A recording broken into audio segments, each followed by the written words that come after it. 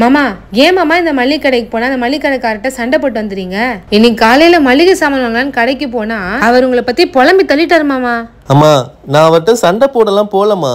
நேற்று சாயங்காலம் கடைக்கு போயிருந்தேன். வாழைக்காய் இருக்கான்னு கேட்டம்மா, தீந்து போச்சுன்னாருமா.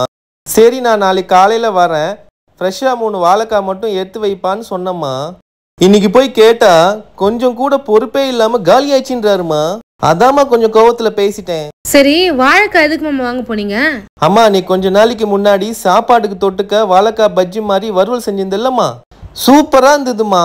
சரி அதான் வாழைக்காய் வாங்கிட்டு வந்தா செஞ்சு தருவந்தாமா வாங்க போனேன். ஓ அப்படியா? அதுக்கப்புறம் வேற கடையில புஷ்ணு வந்துட்டமா, கொஞ்சம் செஞ்சு குத்துருமா.